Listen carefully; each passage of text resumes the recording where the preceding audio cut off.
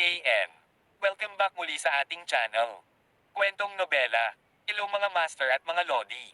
Maraming salamat po sa suporta. Tere na sa karugtong ng ating Kwentong Nobela. Ang Tugatog ng Buhay. Kabanata 3351-3360. Tagalog Translator, Andy Dors. Tawag. I-prick. I-click. I-subscribe Kwentong Nobela, Kabanata 3351. Sa kabilang banda, medyo nahihirapan si Alex. Ang dakilang swallow spell ay nawawala ng kontrol na parang gusto nitong sumipsap sa buong universo. Ang 3,000 bulaklak ng lotus ay tumaas na ng 3 antas, na nangangahulugan na ang 3,000 forbidden spells ay maaaring umakyat sa ika-4 na antas o pataas sa maikling panahon. Medyo natatakot din siya sa napakabilis na bilis ng pagpapabuti. Bukod dito, bilang nabanggit ni Shelly, wala talaga siyang masabi sa Twin Lotus na nagiging demonyo. Siya ang nagdala sa kanya sa gulo na ito. Shelly, kailangan mong managot. Kung magiging demonyo din ako, ikaw ang una kong sasandulan. Magka-demonyo na lang tayo. Malamig na sabi ni Shelly. Huwag mo akong ikumpara sa'yo, pervert ka. Nakakahiya naman sa akin. Then get out of my mind palace now. Bakit nandoon ka pa? Tinutulungan kita. Maraming salamat. Kung hindi dahil sa iyo, bakit ako magiging ganito?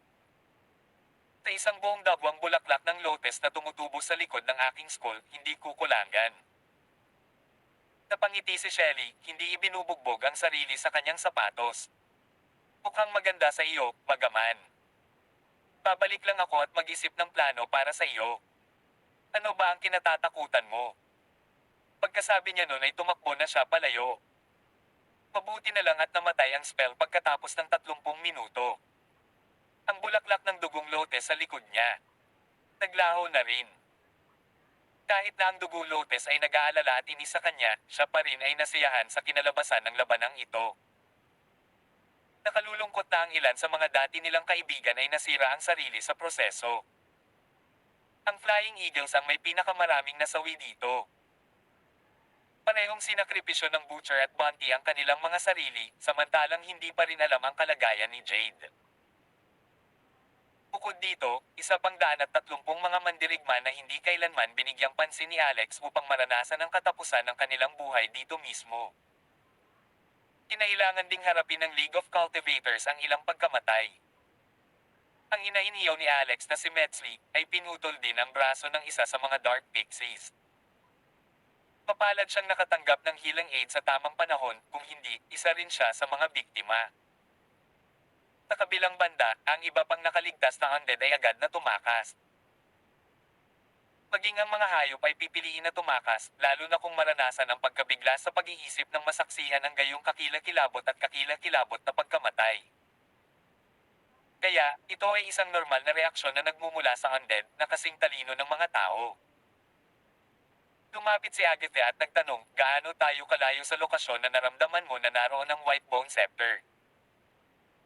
Ginamit ni Alex ang kanyang lihim na spell para makitang muli ang lugar na naglagay ng nakakagaan ng ngiti. Hindi ito malayo, ito. Dapat nasa harapan lang. Dahil hindi na maghihintay ang oras sa sinuman, agad na sumugod si Alex at ang team para pigilan anumang mga hadlang mula sa pag-pop up. Ginamit ng matandang lalaki sa loob ng Martello Celia ang kanyang kapangyarihan para buhatin din si Jade, sabay lakad kasama si Alex. Napansin nila ang isang dambuhalang blok ng puti na lumitaw sa harap ng kanilang mga mata sa ilang sandali lamang. Sa pagmamasid, napagtanto nilang ito ay ang Whitebone City. Ang mga pader at pintuan ng lungsod, kasama ang matataas na gusali, ay pawang gawa sa mga buto. Napakaraming buto ng tao at kaunti rin ang malalaking buto ng hayop. Mula sa distansyang ito, nakikita nila ang mga figure na gumagalaw sa loob ng lungsod. Itinuro ni Alex ang pinakamataas na tore at sinabing, malamang nasa tore na iyon ang Cetro. Nagsalita si Gilbert. Napakaraming tao namin dito, at ang target ay masyadong malaki. Hindi makatutuhanang subukan at pilitin ang aming pagpasok. Ang pinakamahusay na paraan upang mahawakan ito ay ang pumasok at nakawin ang Cetro. Sabi ni Martini, masyadong nagkakagulo ang paglunok ni Alex. Ang mga tao ay dapat na handa ang lungsod na harapin tayo. I think it'd be very difficult to sneak in. Agatha chimed in too. Mayroon lang 100 para pumunta doon. Kailangan nating hatiin sa dalawang grupo. Ang isa ay mananatili rito upang gambalain ang undead, habang ang isang grupo ng mga eksperto ay nag-escort kay Alex pataas habang binibigyan siya ng proteksyon. Sabi ni Alex, bakit hindi ko subukang gamitin muli ang Great Swallow spell? Maaari kong subukang lunukin ang lahat ng undead sa loob ng Whitebone City. Umiling si Phoenix. Sa tingin mo isa kang swallow monster. I can tell that the blood. Ang Lotus ay malisyoso at masama. Kung lalamunan mo sila, baka kailangan na naming harapin ka. Pagkatapos ng maikling paghinto, nagpatuloy siya. My body is in a very particular condition, so I will escort you up the tower. Everyone else, stay here and distract the enemies. Tawag. I prick. I-click. I subscribe kwentong nobela. Ang tugatog ng buhay. Tagalog Translator, Andy Dors Kabanata 3352. Sabay na tumayo sina Dorothy at Esmeralda. Pupunta rin tayo. Oo, bilang mga asawa niya, hindi tayo dapat maghiwalay. Tinaman ng tingin ni Phoenix ang dalawa. Do you think this is some kind of honeymoon vacation? We are risking our lives here. Sagot ni Dorothy. Kaya kailangan nating pumunta din. Kung Tayo'y mamatay, mamatay kaming magkasama with him. Tama, kung kailangan nating mamatay, sabay tayong mamamatay. Lumapit din si Daya sa kanila. Sinabi ni Phoenix, gagamitin ko ang isa sa aking mga kakayahan para hindi tayo makita, pagkatapos ay dalhin siya sa lungsod. Pero isang tao lang ang kaya kong dalhin, kung hindi, madali kaming makita. Kung susundan niyo kaming lahat, pinipigilan niyo kami, got it? Natahimik ang mga babae pero halata pa rin ang pagkadismaya. Hinawakan ni Alex ang kamay ng 3 babae. Huwag mag-alala, I'm a tough guy. Nakaligtas na tayo sa mga ganong delikadong sitwasyon noon, kaya kahit na maharap tayo sa anumang panganib sa lungsod na ito, ay activate ko na lang ulit ang Great Swallow spell ko at ay absorb ang lahat ng mga undead na iyon. Kayong lahat ang dapat mag-ingat, okay? Pagkatapos ng ilang pag-iisip, inilabas niya ang cleansing vase at ibinigay kay Dorothy. Ang florera ay isang napakalakas na kayamanan, kaya't ito ay hindi natural. Pagdating sa mga kagyat na oras, makakapagtago sila sa loob upang iligtas ang kanilang mga sarili. Sa lahat ng bagay ay napagpasyahan, ginawang aktibo ni Phoenix ang kanyang kakayahan, ginawang isang ilusyon ang kanyang katawan, at ibinalot ang kanyang sarili kay Alex. Sa isang iglap, nawala ang dalawa sa paningin ng lahat. Nagtrabaho ito katulad ng shadow escape ng Dark Pixie. Gayunpaman, hindi pa rin makakatakas ang Dark Pixie sa ilang uri ng kapangyarihan ng batas. Halimbawa, malantad sila sa ilalim ng Red Stronglow power ni Agatha. Sa kabaligtaran, ang mga likas na kakayahan ng Phoenix ay hindi malalantad, at siya din ay kayang magtago ng isa pang tao kasama niya. Naglabas ng battle horn si Gilbert at hinaypan ito. Dahil ito ay ginawa ng isang sungay ng dragon, ang ingay ay napakalakas, umaalingaw-ngaw sa buong eroplano. Ang undead sa loob ng lungsod ay nabalisa matapos marinig ang ingay. Atake. Atakehin ang lungsod. Patayin ang undead. Nagpatawag si Agatha ng isang malaking banal na kuneho, pagkatapos ay tumalon sa ibabaw nito, pinamunuan ang grupo habang sila ay lumukso patungo sa mga tarangkahan ng lungsod. Sa likod niya ay may ilang multo na hugis carrot na unti-unting nagiging solid. Sa katotohanan, ang mga bagay na ito ay hindi mga carrot. Ginawa lang ni Agatha na parang carrots ang kanyang low power attacks. Sa likuran niya ay isang grupo ng makapangyarihang mga taong magsasaka na sinusundan ng malapitan si Agatha. Iilan lang ang nanatili para bantayan si Jade na wala pa ring malay. Tumakay sina Alex at Phoenix sa kabilang panig ng lungsod sa panahong ito. Whoosh! Hindi kumikibo si Alex habang nakayakap sa kanya si Phoenix. Nakahiga pa siya sa abot ng kanyang makakaya. Para siyang pinalibutan ng isang bagay na mainit at malambot, parang nasa yakap niya talaga si Phoenix. Ang mga pader ng lungsod ng Whitebone City, ngunit hindi ito mahirap para sa Phoenix. Sumulyap siya sa labanan, lumundag sa hangin at tumalon sa pader ng buto. Biglang parang nabuhay ang pader, tumubo ang buto ng braso ng tama sa dalawa. Sa itaas nito lumapit ang kamay, sinusubukang hawakan sila na para bang hindi maitago ng kasanayan ni Phoenix ang kanilang presensya mula sa mga espiritual na pandaman ng pader. Ah! Nagulat din si Phoenix. Hindi niya maintindihan kung paano napansin ng bone wall na ito ang presensya nila. Di kaya nanlaki ang mata nito. Pero na. Tumakbo ng napakabilis si Phoenix. Pagkatapos ay iniwasan niya ang malaking buto ng kamay gamit ang isang cartwheel, sumugod sa tapat. Pagkatapos noon, buong lakas siyang tumakbo patungo sa lungsod. Sa hindi inaasahan, ang buto ng kamay ay lumabas sa mga dingding at dumiretso sa kanila na naging isang kalansay sa kalagitnaan.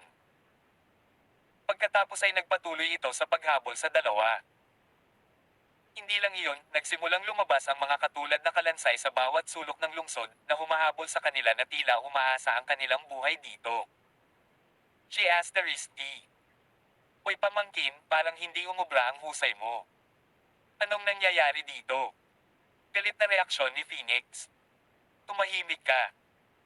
Napagtanto niya noon na hindi siya makakapag-adjust sa sitwasyon kahit na sinubukan niyang muli. Libu-libong tropa ng Whitebone ang nagtitipon sa likuran nila. Tawag. I prick. I-click. I subscribe kwentong nobela. Ang tugatog ng buhay. Tagalog Translator, Andy Dors Kabanata 3353. May mga sumulpot pa sa harapan nila. Nang walang ibang pagpipilian, kinailangan ni Alex na tanggapin ang mga bagay sa kanyang sariling mga kamay. Ang Great Mirror Spell. Dahil nasa ika-4 na antas na ito, nakagawa ito ng 50 o higit pang mirror na imahe ng sabay-sabay. Dahil dito, pinatakas silang lahat ni Alex sa iba't ibang direksyon. Higit sa lahat, maaari siyang lumipat ng mga lugar sa loob ng mga imahe ng salamin ayon sa gusto niya na nagbigay ng lubos na kaginhawahan. Maaari lang siyang lumipat ng mga lugar gamit ang imahe ng salamin na nakatakas sa pinakamalayo pagkatapos ng al. Papalapit na sila ngayon ng papalapit sa Whitebone Tower, habang ang labanan sa mga tarangkahan ng lungsod ay mas nauuna. Ang mga bagay ay naging medyo mahirap para sa kabilang koponan. Ito ay malamang na nasa radius ng Whitebone Scepter, o ang Whitebone City ay may mga ganitong epekto, ang depensa at atake ng undead ay tila nadagdagan. Ang mga undead na tropa sa loob ng lungsod ay karaniwang mas mahirap labanan at mas malupit. Bukod dito, mayroong ilang Whitebone cannon sa tuktok ng lungsod. Ang mga kanya na ito ay napakahusay malakas at maaaring magpasabog ng nakamamatay na kapangyarihan sa batas ng Chi. Ang isang bomba mula rito ay maaaring makasira sa isang buong bansa. Maging si Agatha ay sumisigaw ng malakas sa sakit, tumatalon-talon pagkatapos matamaan ng ganoong uri ng enerhiya. Si Dorothy at Esmeralda ay halos nahulog din sa parehong kapalaran. Buti na lang naiwan ni Alex sa kanila ang cleansing vase. Sa ilalim ng hindi maiiwasang mga sitwasyon, maaari lamang silang magtago sa florera para sa kaligtasan. Pagkatapos ay maaari silang lumabas dito sa ibang pagkakataon upang magpatuloy sa pakikipaglaban, paulit-ulit. Gayunpaman, ang iba ay wala.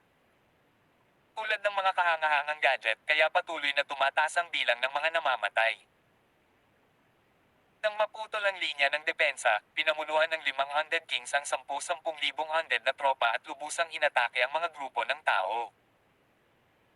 Maya-maya lang, umalingaw-ngaw sa hangin ang sigaw ng isang babae. Isang napakatangkad na gininto ang babae ang sumugod mula sa likuran habang ang gininto ang liwanag ay sumisikat na may hawak na si malaking martilyo. It was Jade, who had just awakening her blood kanina. Siya ay nagkamalay, naging 50 metrong taas ng Titan. Ang martello selya sa kanyang mga kamay ay nagbago din ng laki nito ng naaayon. Ang kanyang buong katawan ay kumikinang sa ilalim ng araw na para bang siya ay talagang gawa sa ginto.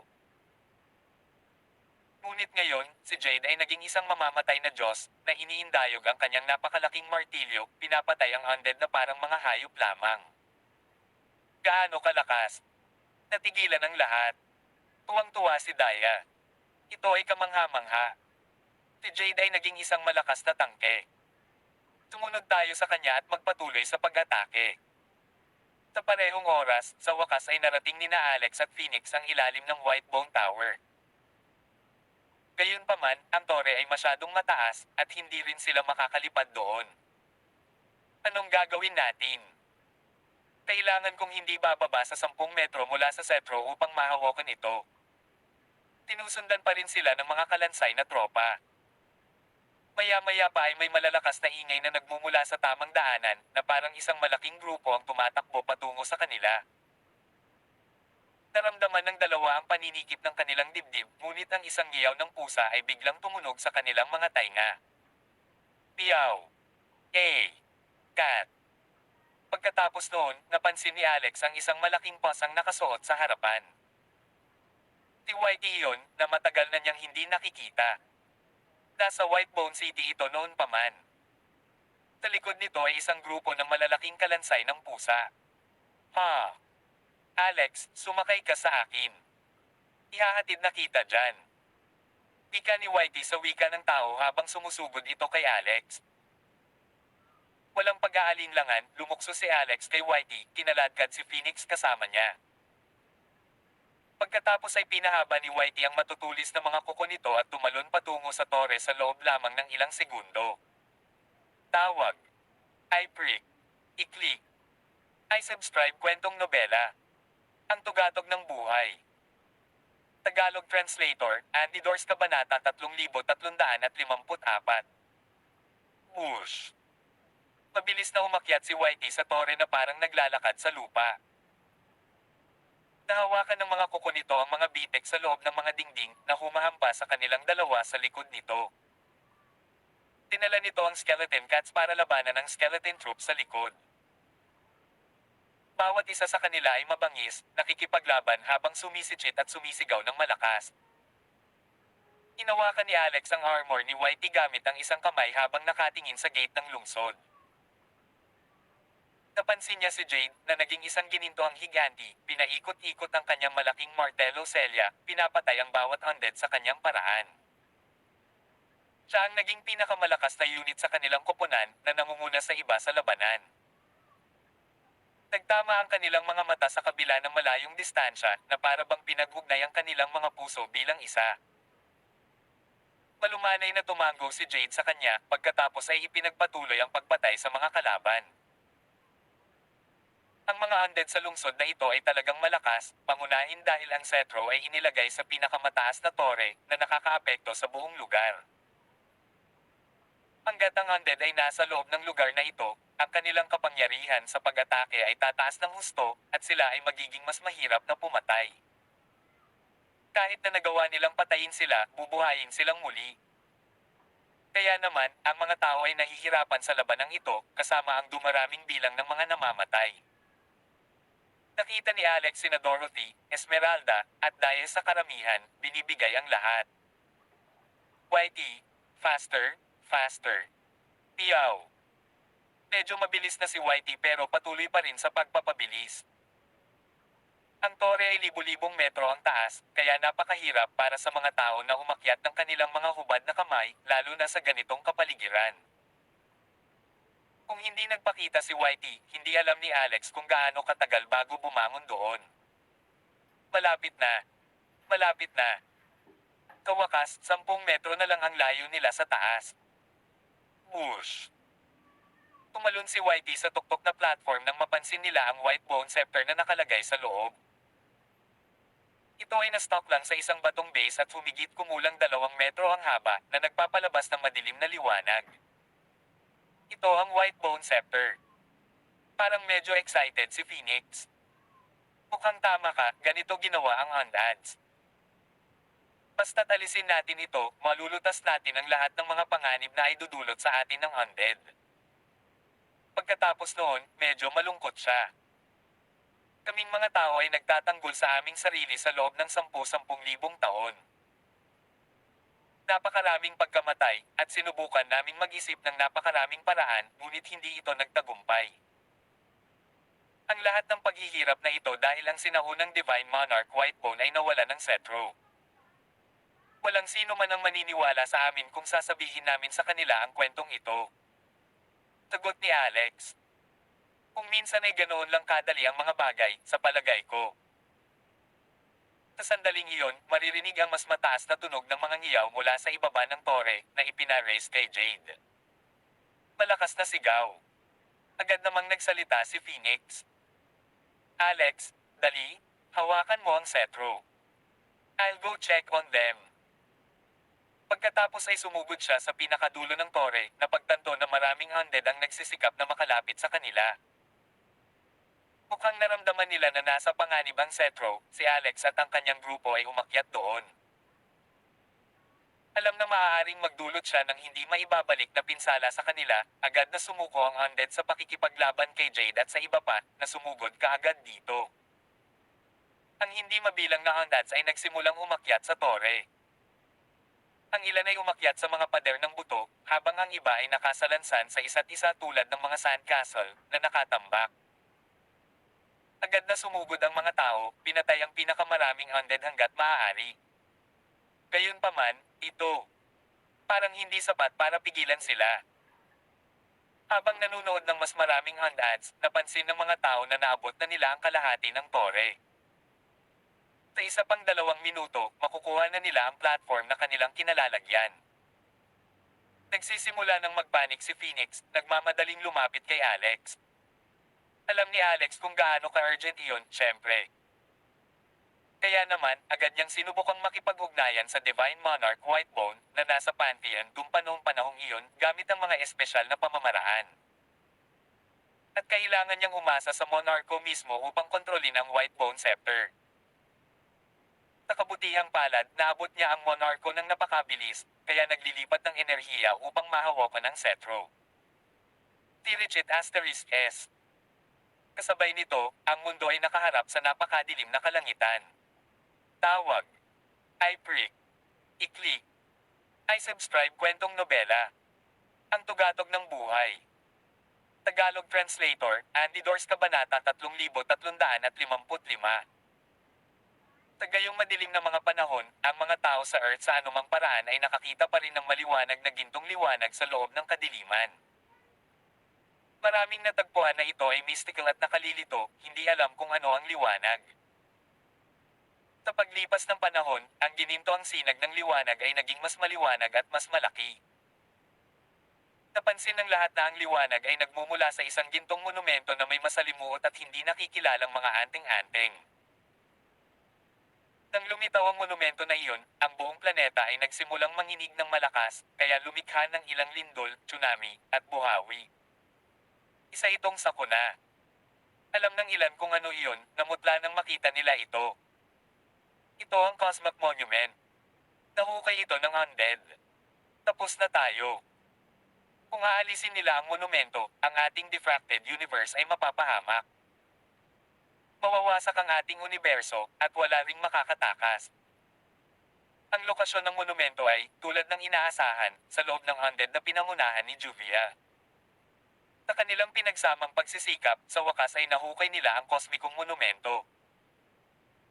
Hanggat sinubukan nila ng mas mabuti, magagawa nilang i-drag ito palayo sa undead territory matapos itong hukayin ng buo. Pagkatapos ay maaari nilang pinuhin ito ng dahan-dahan.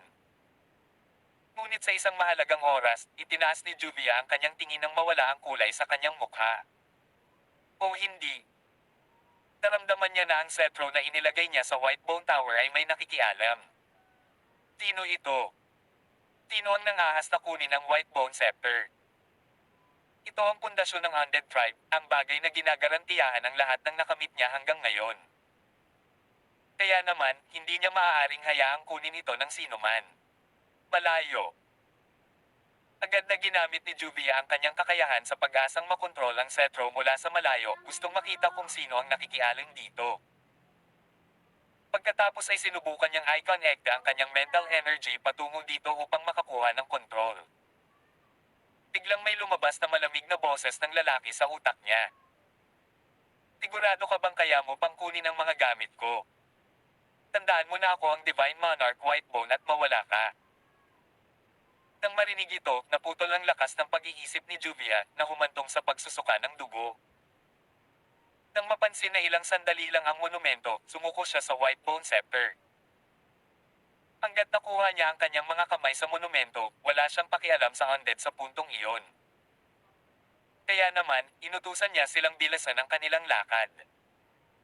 Sa sandaling iyon, isang biglaang halo ng enerhiya ang bumalot sa buong kawalan.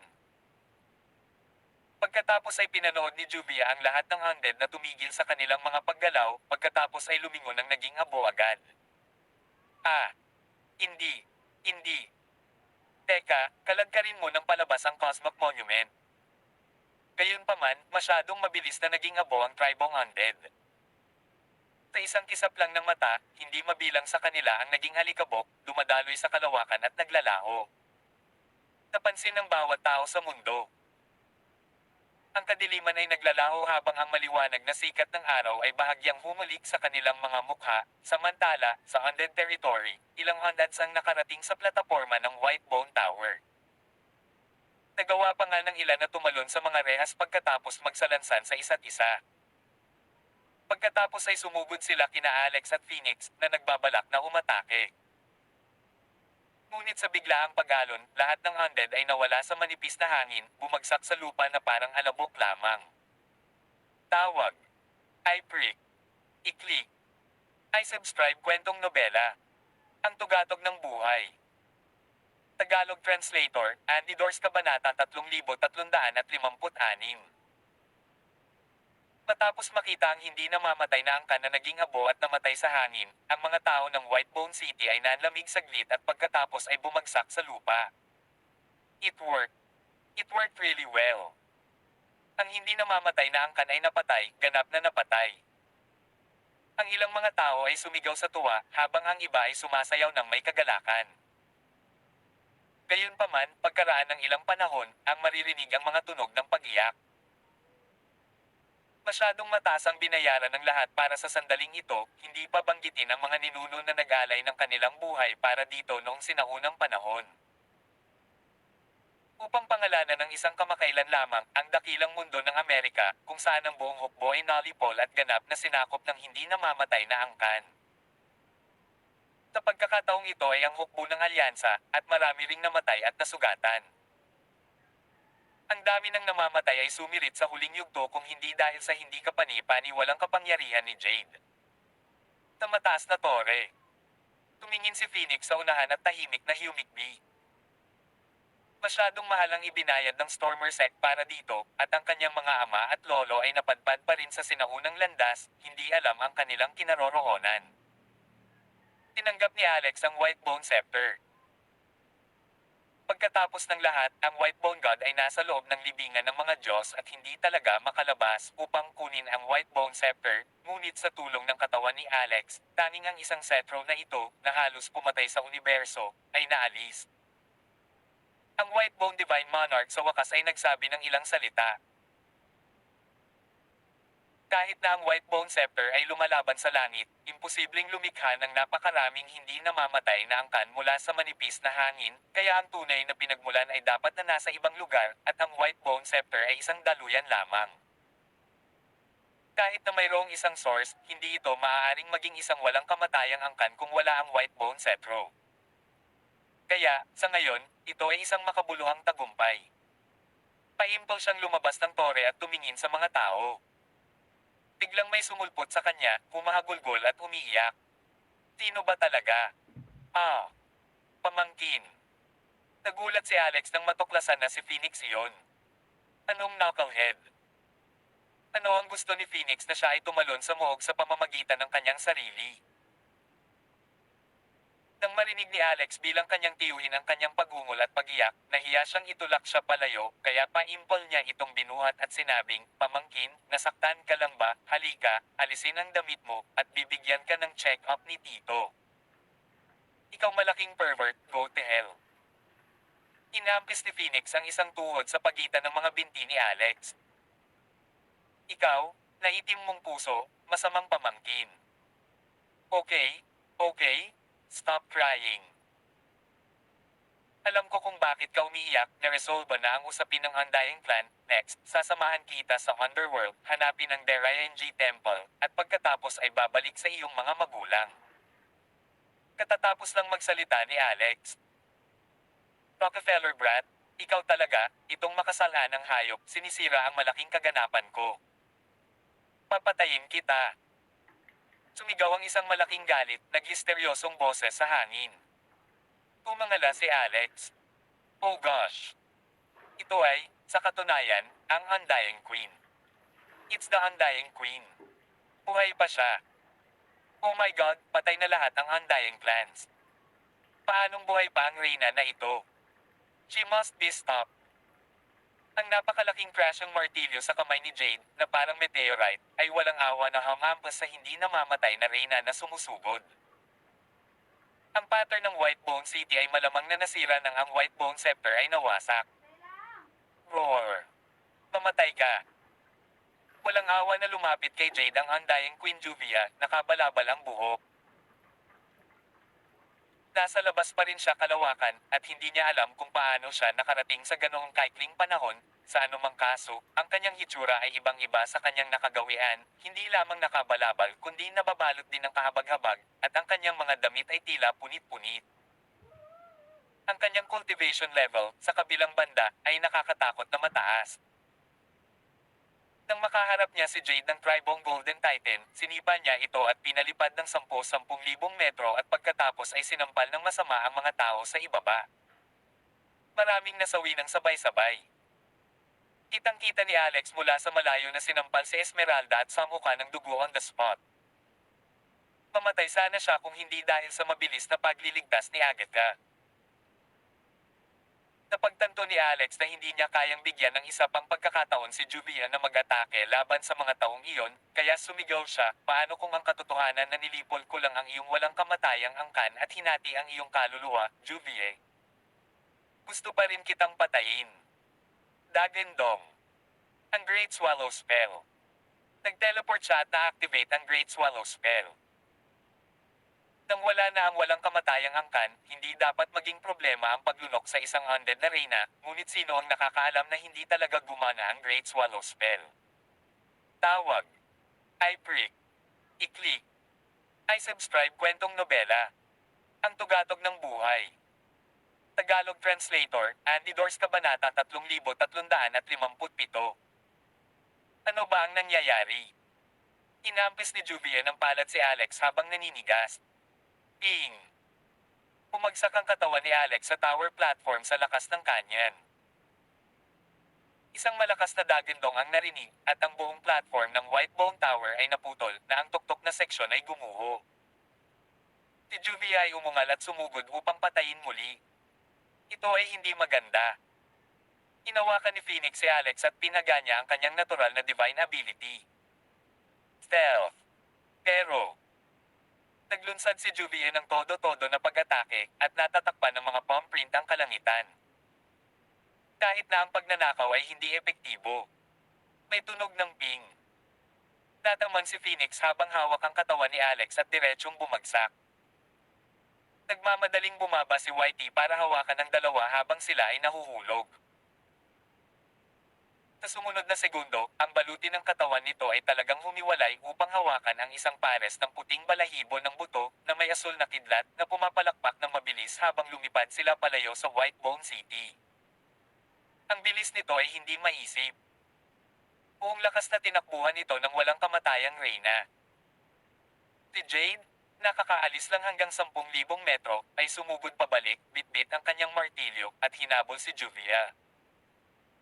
Ang mga tao sa Whitebone City, partikular na sina Dorothy at Daya, ay gustong ituloy sila. Gayunpaman, ang ilang mga tao ay wala na sa anino sa isang kisap mata. Hindi alam kung saan sila pumunta. Wala silang choice kundi bumalik sa desperasyon. Kung ikukumpara sa walang kamatayang reyna na si Juvia, kulang pa rin ang paglilinang ng dalawa. At ang puting pusa, si Whitey, ay walang ideya kung ano ang nangyayari sa mga pakpak na iyon, na kumikilos ng mas mabilis kaysa sa bilis ng liwanag. Titan Jade. Well, hindi na siya tao. Sana maging maayos ang lahat. Magkahawak kamay ang dalawang babae at pinalakas ang loob ng isa't isa. Gayunpaman, sina Agatha at Saria ay hindi rin naghahabol sa panahong iyon. Ang dalawang ito ang ganap na pangunahing puwersa ng pangkat na ito, ngayon lang, sumugod sila sa mga linya sa harap ng umatake sa lungsod, at pareho silang nasugatan ng husto. Ngayon, huwag mag-isa laban sa hindi namamatay na reyna, ang pakikipaglaban para sa trono ay imposible. Nag-aayos sa lugar, nagpapagaling ng mga sugat. Si Alex at ang iba pa. Walang humpay na hinabol sila ni Juvia. Nangako siyang papatayin si Alex sa lalong madaling panahon. Pinuhat ni Whitey ang dalawa, lumilipad na walang ulo at ligaw, hindi masabi sa timog silangan mula sa hilagang kanluran, bago bumulusok muna sa isang walang katapusang kulay abong fog. Ang visibility dito ay abyssal. Gayunpaman, patuloy na hinahabol ni na Juvia at Jade. Hindi nila magagawang bumagal sa lahat. Nakapikit lang sila sa paglipad. Nako, hindi sila makakalipad sa himpapawid at makatakbo lang sa lupa. Ang kulay abong fog na ito ay kakaiba. Hindi sila makakalipad. Tumagal ang paghahabol sa hindi malamang tagal ng panahon. Biglang yumanig ng malakas ang abuhing fog. May mali, Whitey, mag-ingat ka. May mali sa kulay abong fog na ito, nasaan tayo? Mukhang isang bangin, sabi ni Phoenix. Ano? Nahulog tayo sa bangin. Ang kulay abong fog ay gamulong ng husto sa puntong ito. Sa huli, binalot nito ang ilan sa kanila at patuloy na gamulong pababa, pagkatapos ay diretsyong bumagsak, bumagsak. Ping! Kawakas, isang malakas na tunog ang narinig. Bumagsak sila sa lupa. Nahulog si Whitey ng malayuan. Napasubsob naman si Phoenix sa mukha ni Alex. Tawag. I prick. I-click. I subscribe kwentong nobela. Ang tugatog ng buhay. Tagalog Translator, Andy Dors Kabanata 3358. May palihim na hinala si Alex na may narinig siyang nakakaintriga na boses. Gayunpaman, nahihilo siya dahil sa pagkahulog, hindi maimulat ang kanyang mga mata, hindi siya makahinga ng maayos, at mabigat ang kanyang ulo. Anong ginagawa ko? Ano bang problema ko? Amoy seafood ba? Malapit ba sa dagat? Gustong damhin ni Alex ang ulo niya para makita kung bakit napakabigat nito. Dahil dito, nadikit siya sa isang bagay na bilog at nababanat. Napagtanto niya ang nangyayari makalipas ang ilang segundo. She asterisk T. Sino ba tong nakaharap sa mukha ko? Ako ito. Sabi ni Phoenix sa mahinang boses. Nagmamadaling inabot ni Alex para sampilan siya. Why don't you stand up and get out of my way? Narinig ang isang mahinang boses. Wala na akong lakas. Masakit sa lahat. Gusto kong samho ka. Magpapahinga na ako. Then please leave me a gap. Hindi ako makahinga. Pagkasabi noon ay, nagpapakita pa ba ang katawan mo sa mga araw na iyon ng buwan? Ha? Hindi maintindihan ni Phoenix. Kawakas, nabawi niya ang lakas. Tumayo siya mula sa mukha ni Alex at tumingin sa paligid. Ano nga ba ang lokasyong ito? Matutuloy pa ba tayo ng walang kamatayang reyna? Umakyat si Alex sa taas at hinimas ang baba, umutot ka lang ba sa mukha ko? Kalokohan. Naku, tingnan mo ang pantalon mo dahil baka basag. Nagtakip ng ngipin si Phoenix at itinaas ang kamay para maglunsad ng pag-atake. Natuklasan na hindi ito may padala. Ah, anong problema? Napailing si Alex. My power has vanished, and the chi had frozen, making it impossible to push. Ah, meron pa bang ganyan? Dali-dali itong sinubukan ni Alex at nadiskubre niya na ito nga ang nangyari. Isa pa, hindi mabuksan ng palasyo ng isip, parang ang 3,000 bulaklak ng lotes sa kanyang nawala ng pakiramdam ang katawan. Ganito ang pakiramdam na makulong sa paglilinang at maging mortal. Parehong may inis na mukha ang dalawa.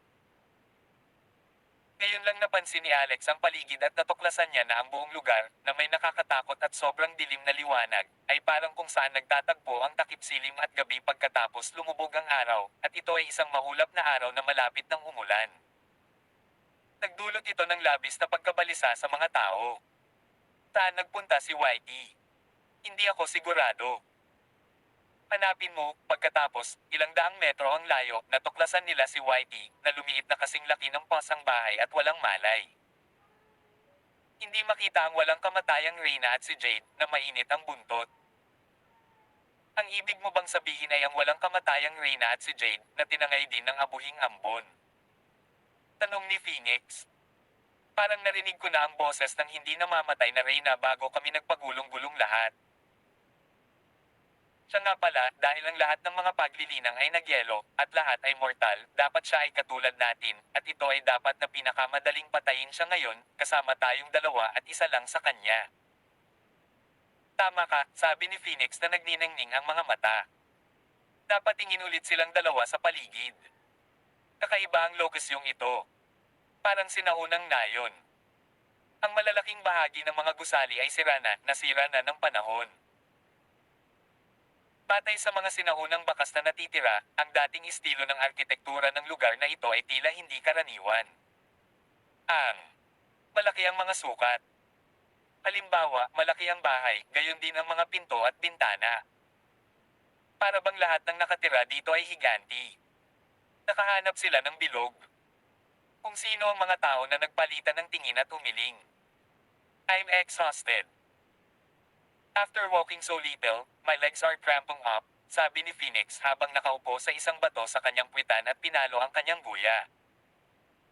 Binigyan siya ni Alex ng kakaibang tingin, hindi ka naman masama, di ba? Kahit na selyado ang paglilinang ng katawan, nananatili ang pisikal na kalidad, tama. Hindi mo dapat banggitin sa akin ang katawan na ito. Ang katawan kong ito ay pansamantala. Ang lakas ay hindi sapat. Dito, hindi magagamit ang kapangyarihan ng mahika. Magdurusa ako, sabi ni Phoenix, na ikinakaway ang kanyang kamay.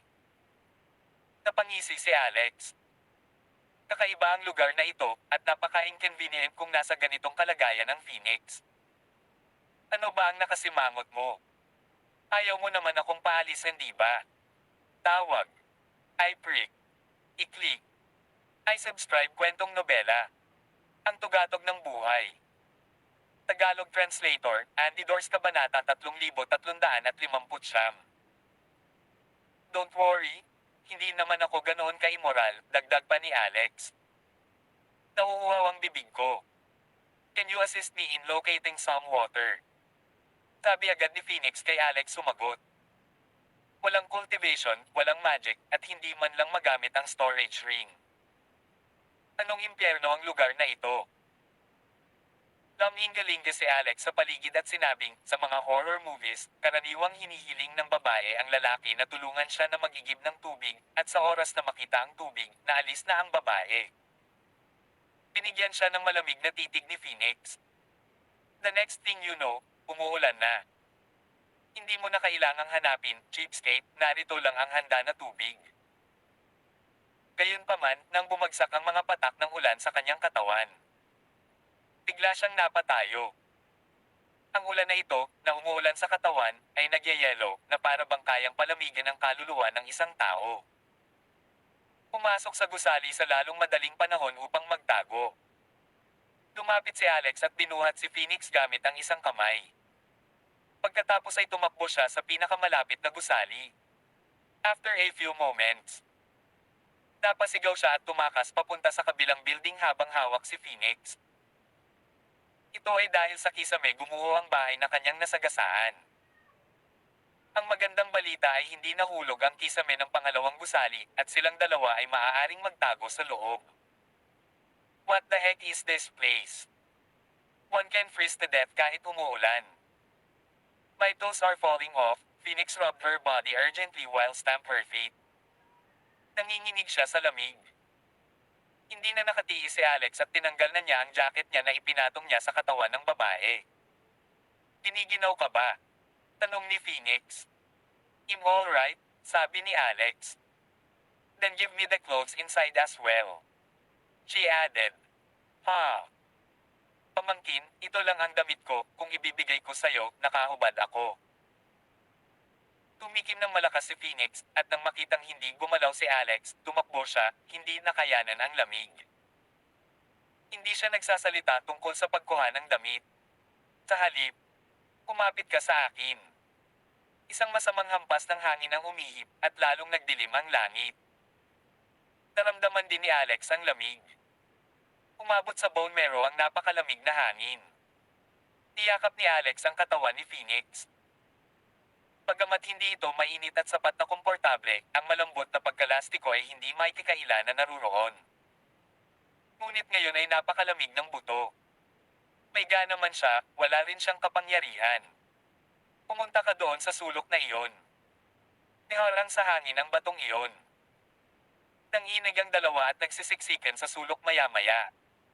Tiyakap nila ang isa't isa ng mahigpit. Si Whitey naman ay may shield sa gitna. Hoy, higpitin mo ang hawak mo. Sobrang sikip na, we're practically a piece of conjoined flesh. Pwede ko bang ilagay ang mga paa ko sa tiyan mo? Don't be too much. Then you hold my feet with your hands. I'm afraid to walk because I'm afraid I'll freeze. Walang makaisip ng postere na ito. Ilang sandali silang nasa ganitong posisyon. Biglang may kulog sa labas. Nagkaroon ng kidlat na tumatawid, at sa labas ay manyeb na maliwanag, ngunit ang kakaiba ay, sa panahon ng kidlat. Ang liwanag ay karaniwang lilito bilang isang flash, ngunit ito ay maliwanag na ngayon sa labas, at hindi ito lumiliko. Madilim.